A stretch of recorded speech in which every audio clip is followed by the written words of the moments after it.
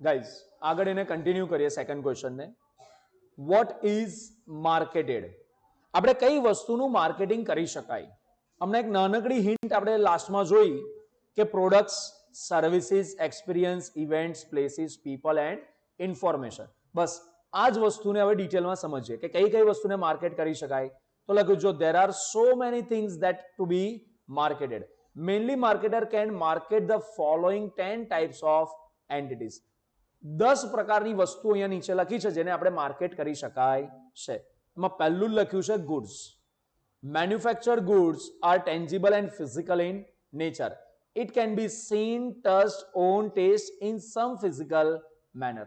આ ફિઝિકલ વસ્તુ હશે જેને આપણે જોઈ શકાય, સ્પર્શી શકાય, સ્મેલ કરી શકાય, ટેસ્ટ કરી શકાય, બરાબર, જેને આપણે ઓન કરી શકાય, માલિકી હક લઈ શકાય, આવી વસ્તુને આપણે કહીશું goods. Example of goods include food, electronic machines like laptop, mobile, television, audio and video player, car, furniture and so on. In short, જેટલી વસ્તુ આપણે જોઈ શકાય, સ્પર્શી શકાય, બધા આપણે goods કહી શકાય. In the goods, we can transfer the ownership from seller to buyer. Seller થી buyer obviously માલિકી હક એને ટ્રાન્સફર થશે. બીજો શબ્દ કયો આવશે જેનું માર્કેટ કરી શકાય? Services. Not only manufactured goods, but the services can be marketed. Nowadays, almost all nations are dependent on the production of services of their economic growth. આજે વિશ્વના બધા જ દેશ પોતાના ઇકોનોમિક ગ્રોથ માટે એક ક્ષેત્ર છે એ છે સર્વિસ ક્ષેત્ર, એના પર બહુ વધારે આધાર રાખે છે. કોઈ દેશનું પ્રગતિ સર્વિસ ક્ષેત્રના આગળ વધ્યા વગર શક્ય નથી. કારણ કે સર્વિસ ક્ષેત્રમાં કયા કયા પોઈન્ટ આવે? Banking, transportation, insurance, telecommunication, IT services, આ બધું શેમાં આવે? સર્વિસ ક્ષેત્રનો હિસ્સો છે, રાઈટ? તો આ વસ્તુ services are intangible and no any physical existence is available. Hence, the marketing of services is difficult as compared to marketing of goods. Services નું માર્કેટિંગ કરવું એ થોડું ઘણું ડિફિકલ્ટ છે ગુડ્સના માર્કેટિંગ કરતા. કારણ કે ગુડ્સમાં તો આપણે ફિઝિકલી બતાડી શકીએ કે જો ભાઈ આ વસ્તુ છે, એને સ્પર્શ કરાવી શકાય, અનુભવ કરાવડાવી શકાય. પણ સર્વિસ એકદમ કેવી રીતના? સર્વિસને આપણે કશું કહી ના શકીએ, બરાબર? એ તો જ્યારે વ્યક્તિ એને અનુભવશે ત્યારે જ એને ખબર પડશે. Examples of services include education institution, banking, insurance companies, finance, hospitals, tourism, professional services like CA, CS, advocates, doctors. આ બધો શેનો હિસ્સો બને? સર્વિસીસનો. નેક્સ્ટ છે શેનું માર્કેટ કરી શકાય? એક્સપિરિયન્સનું. The unique and varied experience pertaining to particular field or event can be marketed. For example, vast teaching experience in a reputed institution, travels, climbing Mount Everest, etc. તમે જો માઉન્ટ એવરેસ્ટમાં ચડવા જવું, બરાબર, લદ્દાખ પર રોયલ એનફિલ્ડ લઈને ફરવા જવું, આ બધા શું છે? અનુભવ છે. અત્યારે આટલું બોલે તો હાય હાય, અત્યારે બધા પોતપોતાની રોયલ એનફિલ્ડ પર બેસીને ફરવાનું ચાલુ થઈ ગયું કે હા કોઈક દિવસ આવશે જ્યારે અમે ફરવા જઈશું. આ શું છે? એક્સપિરિયન્સ. અને આનું પણ માર્કેટિંગ આપણે કરી શકાય. Events. The time-based event can be marketed. The main purpose of event marketing is to provide awareness to audience regarding event. For example, trade fair, exhibitions, sports events like Olympic, World Cup, musical performances, shows and so on. IPL જે છે આ શું છે? એક event છે. World cup આવે છે, બરાબર, આ શું છે? એક ઇવેન્ટ છે. તો આને પણ માર્કેટ કરવામાં આવે છે કે નહીં આવતું? ઓલિમ્પિક જ્યારે રમાય છે એનું પણ માર્કેટિંગ થાય છે કે નહીં થતું? ઓલિમ્પિક શું છે તો ખબર છે ને? વિશ્વમાં સૌથી મોટામાં મોટી ઇવેન્ટ સ્પોર્ટ્સ માટેની, જેના gold medallist direct government job માટે એલિજિબલ થઈ જતા હોય છે. કોઈ ખાલી કોઈ મેડલ લઈને આવે ને, અરે મેડલ લઈને ના આવે, ખાલી પાર્ટિસિપેટ પણ થાય ને તોય ઘણી બધી ગવર્મેન્ટ જોબ્સ એ લોકોને ઓફર થઈ જતી હોય છે. બીજું હવે આપ્યું છે persons. Marketing of goods and services with the help of celebrities is major concern in current times. આજકાલ તમે જો ને કોઈ પણ વસ્તુ કે સેવાનું માર્કેટિંગ કરવા માટે કોનો ઉપયોગ કરવામાં આવે છે? સેલિબ્રિટીઝનો. બરાબર, આપણે ઘણી વસ્તુઓની એડવર્ટાઇઝમેન્ટમાં જોઈએ છે ને અમુક સેલિબ્રિટીઝ એને એડવર્ટાઇઝ કરતા હોઈએ છે. कुछ दिन तो गुजारो गुजरात में, कुछ दिन तो गुजारो गुजरात में. ગુજરાતની જ્યારે ટુરિઝમનું એડવર્ટાઇઝમેન્ટ કરવાની હતી તો કોનો ઉપયોગ કરવામાં આવ્યો હતો? અમિતાભ બચ્ચનનો. આ રીતના the advertisement of product can be done with the help of celebrities, cricketers, musicians, artists and so on. ચલો નેક્સ્ટ હવે છે પ્લેસીસ. હવે પ્લેસનું હમણાં જ એક ઉદાહરણ બોલ્યો, ઇનક્રેડિબલ કેરેલા, લદ્દાખ. એક્ઝેક્ટલી, આ બિલકુલ સાચી વાત છે. આ બધું શું છે? પ્લેસનું માર્કેટિંગ કરવામાં. રોયલ રાજસ્થાન આવે છે ને આ રીતના, રાજાઓ કા રાજ્ય, બરાબર. આવું કંઈક ને કંઈક એ લોકો ટેગલાઈન લગાડી દે અને પછી જગ્યાનું માર્કેટિંગ કરવાનું ચાલુ કરી દે છે. પિંક સિટી, બ્લુ સિટી, સન સિટી, બરાબર. આવી રીતના એક ટેગલાઈન આપી દેવામાં આવે છે અને જગ્યાનું માર્કેટિંગ કરવામાં આવે છે.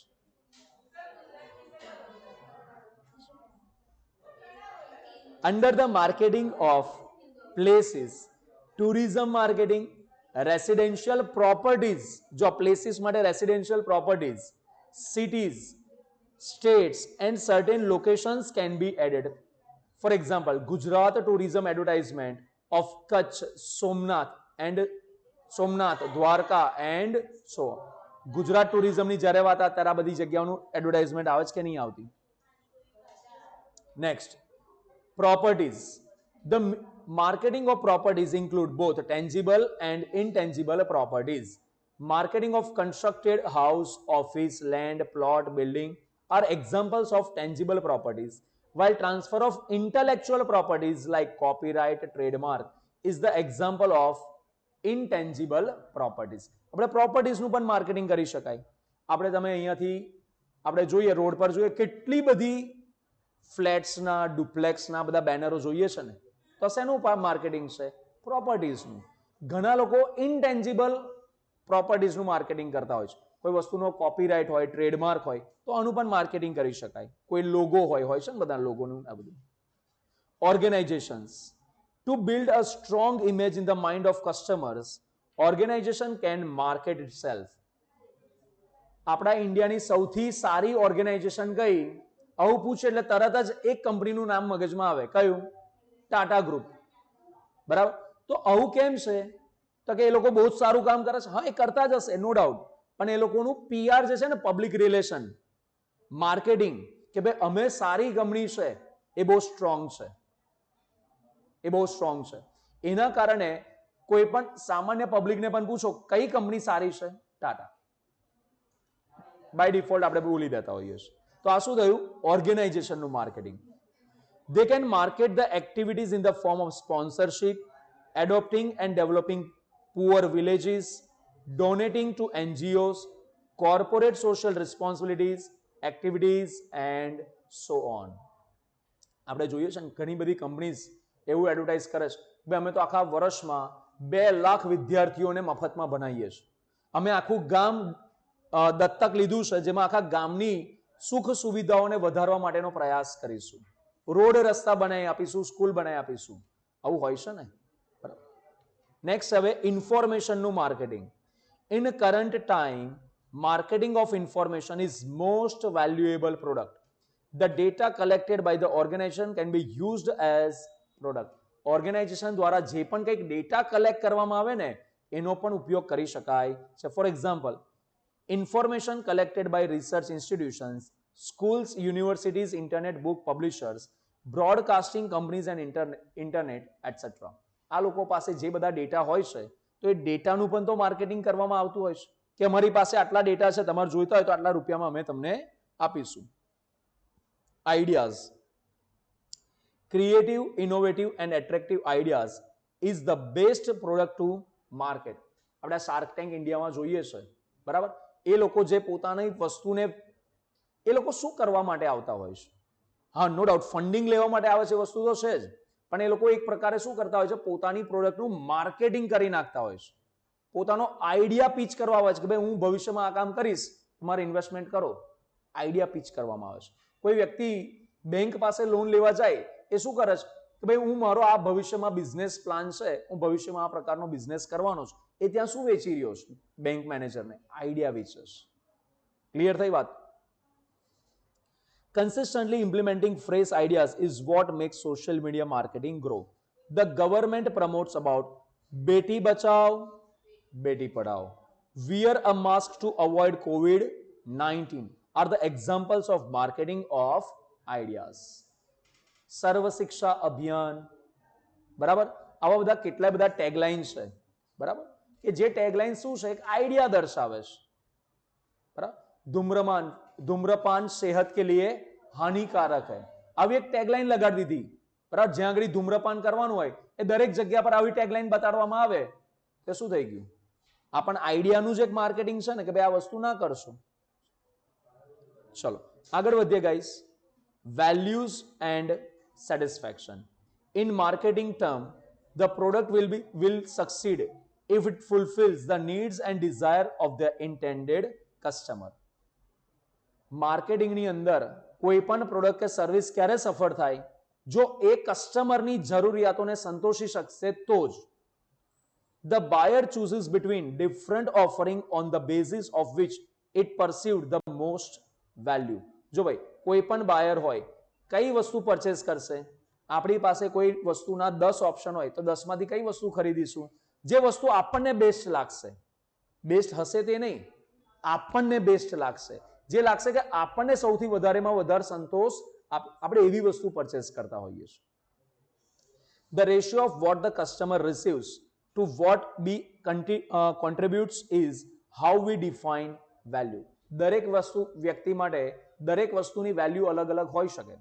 આપણે કપડા લેવા જઈએ, કોઈ વ્યક્તિ કપડા લેવા જાય તો એ વસ્તુ એ વ્યક્તિ પ્રાઇસ જોશે, તો કોઈ વ્યક્તિ ક્વોલિટી જોશે, તો કોઈ વ્યક્તિ બ્રાન્ડ જોશે.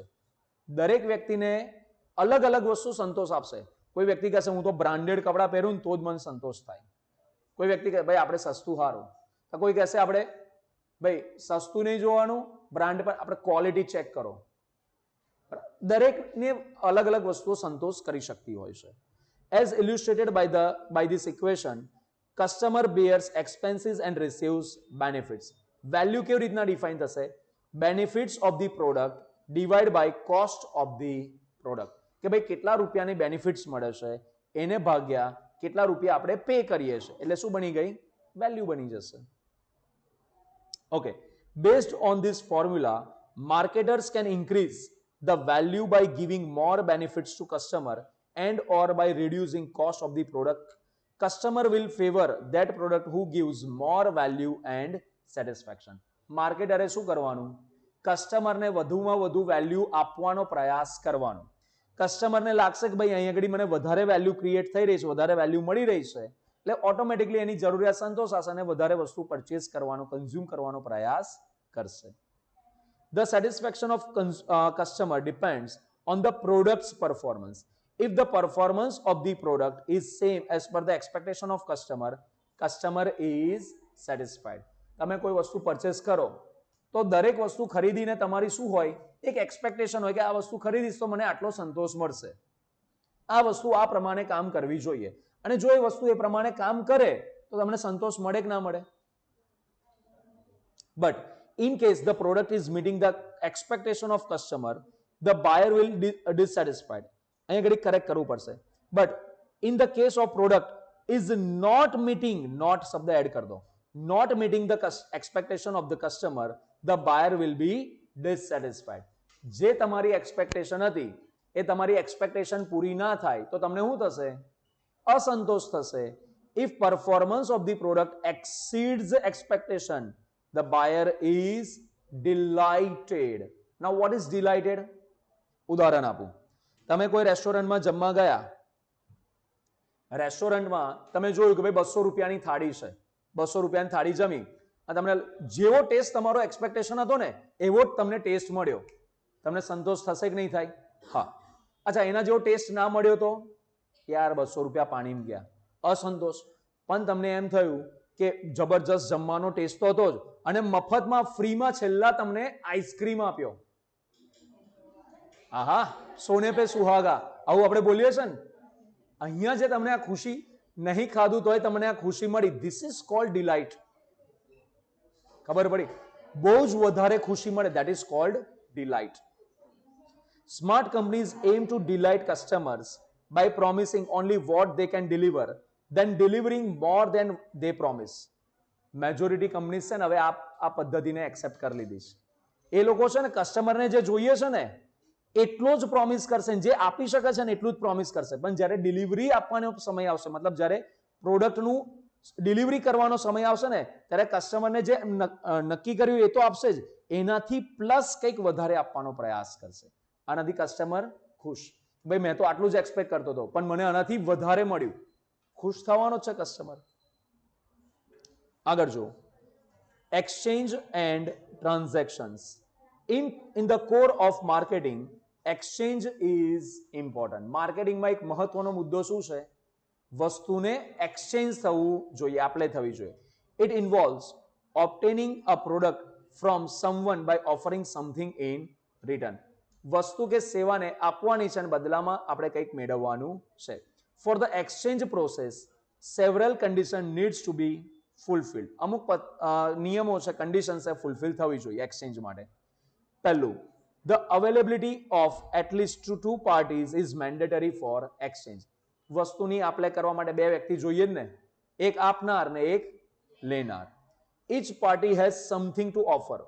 દરેક પાર્ટી કંઈક આપવા માટે અને કંઈક લેવા માટે તૈયાર હોવા જોઈએ. એવું નહીં કે હું બધી વસ્તુ લઈ લઉં તને કશું ના, એવું નહીં, આપલે થવું જોઈએ. Each party is capable of communication and delivery of something. દરેક પાર્ટી, ભાઈ મારે તમને શું આપવું છે, તમારી પાસેથી શું લેવું છે, હું કમ્યુનિકેટ તો કરવું પડશે ને. રસ્તે ચાલતા કોઈને પણ પકડીને કંઈ પણ આપણે આપી કે લઈ નહીં શકતા ને, કમ્યુનિકેશન કરવું પડે પહેલા. એન્ડ પછી બંને પાર્ટી કંઈક ને કંઈક ડિલિવર કરવા માટે, આપવા માટે તૈયાર હોવા જોઈએ, સક્ષમ હોવા જોઈએ, એબલ હોવા જોઈએ. Each party has freedom to accept or reject the offer. બધી પાર્ટીની પાસે શું હોવું જોઈએ? ક્ષમતા હોવી જોઈએ કે એ લોકો ઈચ્છા પ્રમાણે ઓફરને એક્સેપ્ટ કાં તો રિજેક્ટ કરી શકે. Each party is believed that appropriate and desirable deal with the other party. બીજી પાર્ટી સાથે એપ્રોપ્રિએટ, યોગ્ય અને ડિઝાયરેબલ એટલે ઈચ્છનીય જ એ જે ટ્રાન્ઝેક્શન છે એ લોકો કરી રહ્યા, ઇન શોર્ટ પોતાની મરજીથી એ લોકો ટ્રાન્ઝેક્શન કરી રહ્યા છે, આટલી વસ્તુ એમાં હોવી જોઈએ. Okay. Whether exchange actually takes place depend upon whether the two parties can agree on terms that will leave them both of better off than before. Exchange ક્યારે શક્ય બનશે? જ્યારે બંને પાર્ટીઝને એવું લાગે કે ભાઈ હું જો આની જોડે એક્સચેન્જ કરીશ તો મને ફાયદો થશે, તો જ લોકો એક્સચેન્જ કરવા તૈયાર થાય ને. આ વસ્તુ થવી જોઈએ. આગળ, exchange is value creating process because it normally leaves both the parties better off. Exchange એક એવું છે વેલ્યુ ક્રિએટ કરવા વાળું છે. કેમ વેલ્યુ ક્રિએટ કરવા? કારણ કે આમાં બંને પાર્ટીઝને કંઈક ને કંઈક મળી રહ્યું છે, બંને પાર્ટીને કંઈક મળશે અને સારું મળશે એવું વિચાર હોય તો જ એ લોકો એક્સચેન્જ કરવા તૈયાર થશે ને. એટલે બંનેને માટે શું થશે? આગળ વેલ્યુ ક્રિએશન થશે. Note that exchange is a process rather than an event. એક્સચેન્જ શું છે? એક પ્રક્રિયા છે, એક ઇવેન્ટ નથી. Two parties are engaged in exchange if they are negotiating trying to arrive at mutual agreeable terms. એ લોકો એક્સચેન્જ ક્યારે થશે? જ્યારે એ લોકો નેગોશિએટ કરે, એકબીજાને કન્વિન્સ કરવાનો પ્રયાસ કરે અને બંને કોઈ ટર્મ્સ પર એગ્રી થાય, મ્યુચ્યુઅલી એગ્રી થાય, ત્યારે એ લોકો વચ્ચે ટ્રાન્ઝેક્શન એક્સચેન્જ થતા હોય છે. When an agreement is reached, જ્યારે બંને વ્યક્તિ વચ્ચે સંમતિ થઈ જાય, એગ્રીમેન્ટ થયો એટલે સંમતિ થઈ જાય, we say that transaction takes place. ત્યારે આપણે કહી શકાય કે બંને વચ્ચે ટ્રાન્ઝેક્શન થશે. A transaction involves at least two things of value: agreed upon conditions, a time of agreement and piece of agreement. ટ્રાન્ઝેક્શનની અંદર એટલીસ્ટ બે વસ્તુ હોવી જોઈએ. કઈ બે વસ્તુ હોવી જોઈએ? એગ્રીડ અપોન કન્ડિશન્સ, કે બંને પાર્ટીઝ કોઈ ચોક્કસ કન્ડિશન્સ પર એગ્રીડ થયેલા હોવા જોઈએ. એ ટાઈમ ઓફ એગ્રીમેન્ટ એનો નિશ્ચિત હોવો જોઈએ.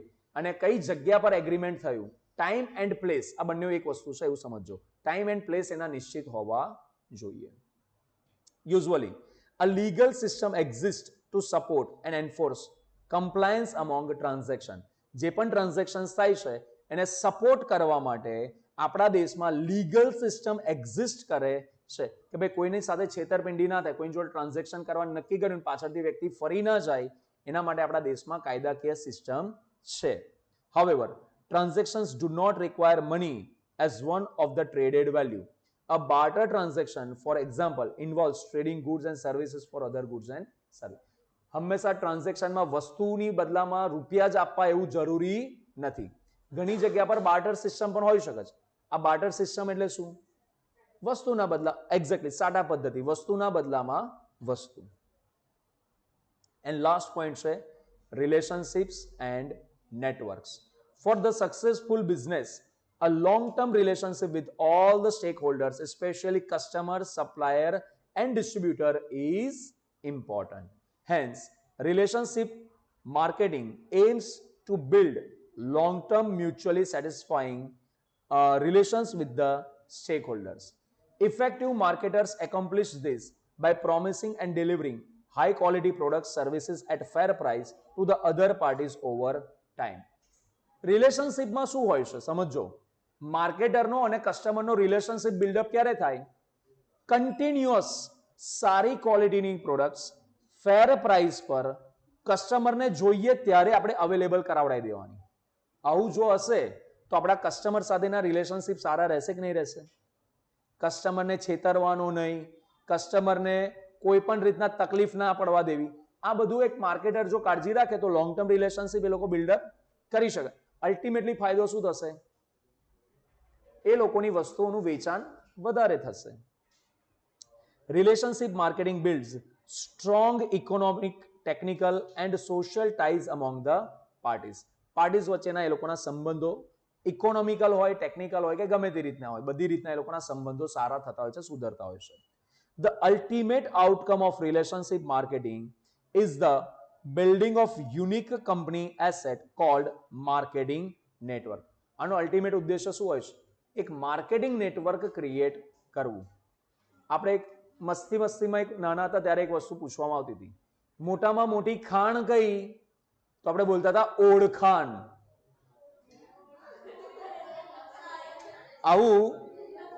આવું અમે લોકો જ્યારે ગવર્મેન્ટ સ્કૂલમાં ભણતા હતા ત્યારે આવી કહેવતો બોલવામાં આવતી હતી.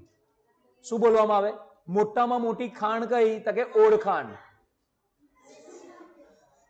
અહીંયા ઘડી કહેવા શું માંગશ? કે એવા કેટલાય બધા કામ છે જ્યાં ઘડી કામ તમારા ખાલી ઓળખાણના લીધે થઈ જાય. થાય છે ને આ વસ્તુ. And marketing network consists of the company and its supporting stakeholders like customers, employees, suppliers, distributors, university scientists and others with whom it has built mutually profitable business relationship. આ બધા લોકો સાથે મળીને આપણે શું કરી શકીએ છીએ? Mutually beneficial profitable businesses develop કરી શકીએ. ક્લિયર આટલે સુધી? પરફેક્ટ.